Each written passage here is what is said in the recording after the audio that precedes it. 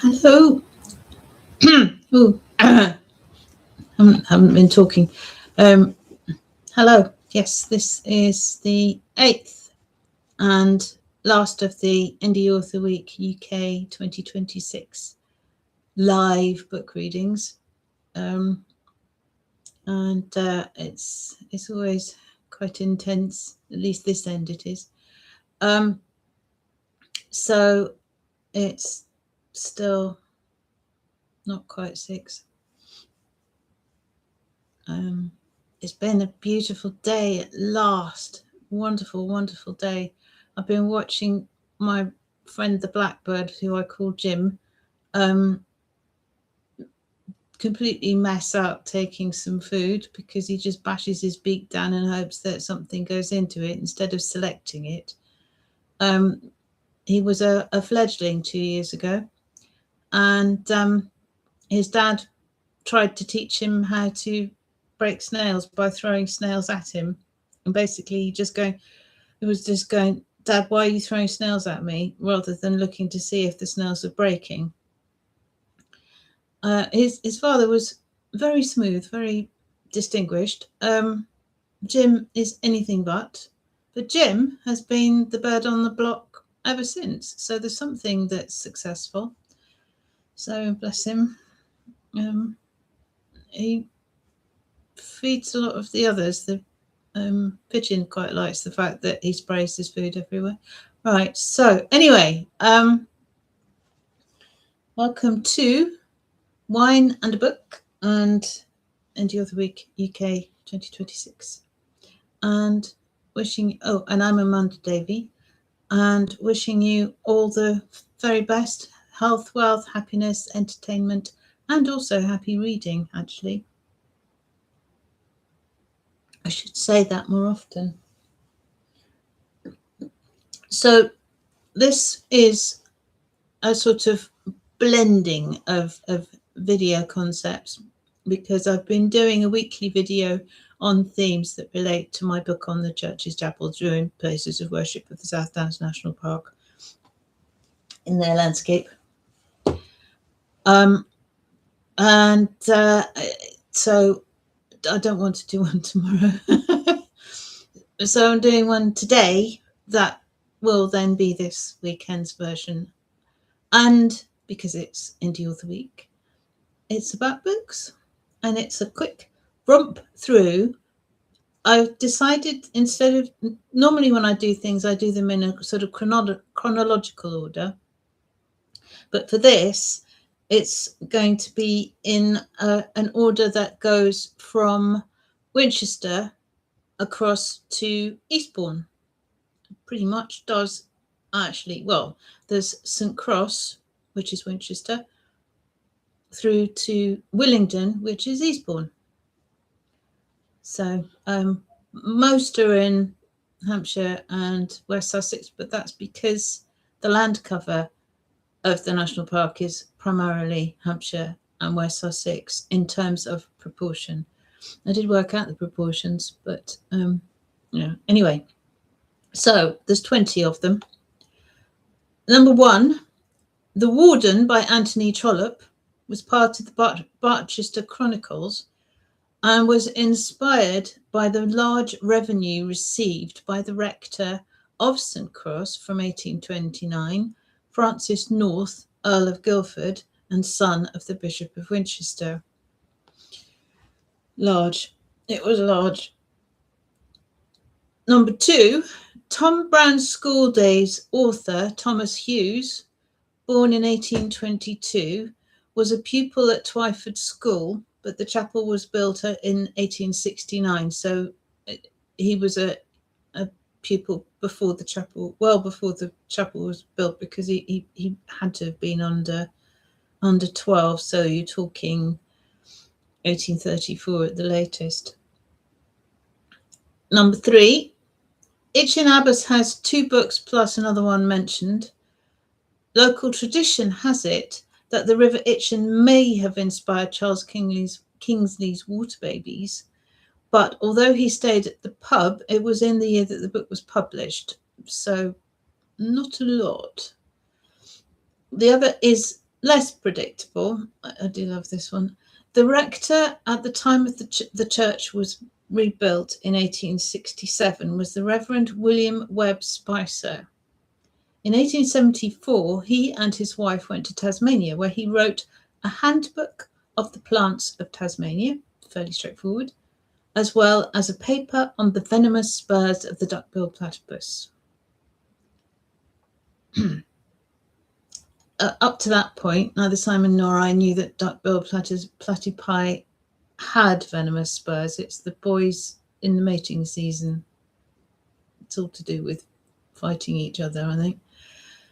The plus one is that he also translated a German book in about lichens that we discussed in our book, The Lichens of Jersey. So lichens being a symbiotic relationship was something that was deeply contested.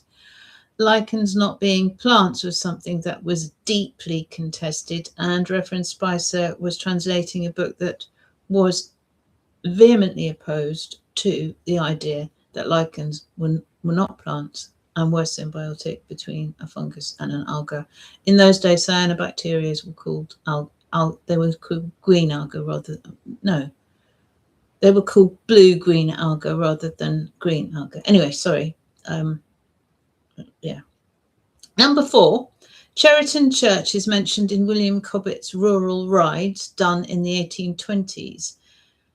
He said the village seemed old as the hills around it, in spite of a sudden and terrible fire that had taken place not that long before the 1820s in 1744, near to the church, doing serious damage to the parsonage, leaving little standing of the church, including much of it.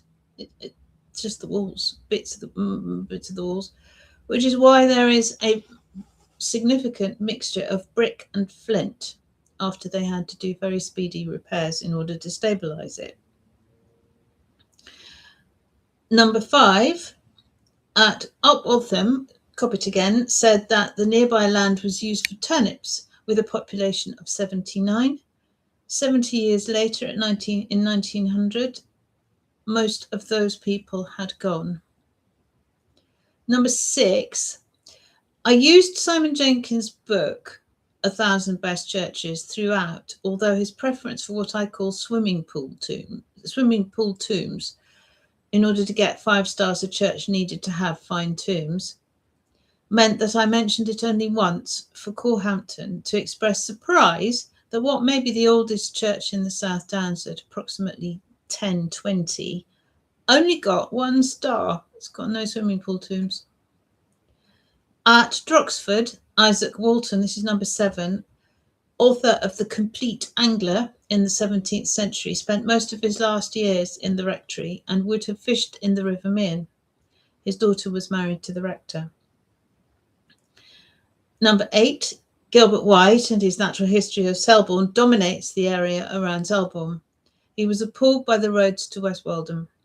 He was curate at Farringdon and Selborne, which have numerous mentions in his book, and is buried in the churchyard at Selborne. His brother John lived at Newton Valence, and his nephew, the Reverend Edmund White, had looked after the chapel that preceded the church at Hawkley, Victorian church at Hawkley, and is mentioned in the book. Edmund White, not the chapel. Well, I don't know if the chapel is or not, actually. I should know, shouldn't I? He also detailed a dramatic landslide at Hawkley Hanger in 1774. William Cobbett didn't like those local roads either. White also referred to the chapels long gone at Oakhanger and Blackmore. So it's 8 plus 9, 10, 11, 12. Anyway, I'll put them all together. There is, of course, a separate video all about Gilbert White, and a separate one about Anthony Trollope, and a separate one about Jane Austen. Number 9, I added in a reference to Neville Shute's A Town Like Alice, because the placing of a new church at High Cross, replacing the old one further south at Froxfield Green, reminded me of the storyline of seeding a successful settlement. The subsequent Lord of the Manor thought it was a silly idea to have no church at Froxfield Green, which is where the village was. So he had a smaller church built there. So High Cross and Froxfield Green both have churches now, and High Cross has grown as a settlement, and yeah, so it did get seeded. Number 10, Edward Gibbon, author of The History of the Decline and Fall of the Roman Empire, lived next to Burriton Church in the Manor House from 1747 until his father's death in 1770. Number 11, my insertion again, this time at Ludgershall, where the scenes of the white-clad cricketers took me back to school days trying to eke something out of the set book, The Cricket Match. Number 12, at Lodsworth, the house on the corner of Church Lane was E.H. Shepherd, illustrator for Winnie the Pooh, his home from 1955 till 1976. Number 13, just south of the church at Tillington, the one-time rectory was the home of the Reverend Dr. James Stanier Clark, friend and librarian of the Prince Regent, as well as author of A Life of Nelson. He gave Austen a tour around Carlton House, which culminated in her influential, if reluctant, dedication to Emma to His Royal Highness. Number 14, Duncton has two very different books with roots in the parish. One is really a series rather than a book. John Wisden, who began Wisden's Almanac, once owned the pub, now known as the Cricketers. Again, there's another one about cricket. Up the hill above the three sections of the village, Duncton Hanger gave the name, if not the setting, to the surprisingly philosophical book, Duncton Wood, which actually I prefer to Watership Down, but then I was older when I read Duncton Wood. There's moles instead of rabbits. Number 15, the writer John Galsworthy lived at Bury House near to the church, and some of the Forsyte saga was written in the years he lived in the village and used the ferry crossing to Amberley. Number 16, at Burpham, again, there are two different books mentioned. The Reverend Tickner Edwards was vicar from 1927 to 35, and he wrote on natural history subjects. There's another one on natural history. Most famously, The Law of the Honeybee. He and the author Mervyn Peake are buried in the churchyard. More recently, Simon Brett, to whom I remain grateful for the Hitchhiker's Guide to the Galaxy radio programs, he was the producer, I think he was commissioning producer, has been an enthusiastic resident, and his Feathering Mysteries series is set locally, including in one book, the pub that's opposite the church. Number 17, John Caldegat is a lesser-known book by Anthony Trollope that I happened to be listening to on audiobook at the time I was researching Upham Church near Lewes, only to find distinct parallels between the owners of the field in which the church was built and the book, and then find that the wife of the owner was Trollope's aunt Penelope, which was quite the surprise. Number 18, Westgate Chapel in Lewes is tiny and tucked away, but it still manages two links. Thomas Paine, later to be the author of The Rights of Man, 1794, lived in the adjoining Bull House with his second wife from 1768 to 74, when he just disappeared, went to America. Thomas Walker Horsfield, to be the author of the 1835 History, Antiquities and Topography of Sussex, was the Unitarian minister there from 1817 to 27. He wrote the book when he was no longer in Sussex. Presumably, he had actually been doing a phenomenal amount of research before he left. It's quite a tour de force for its time.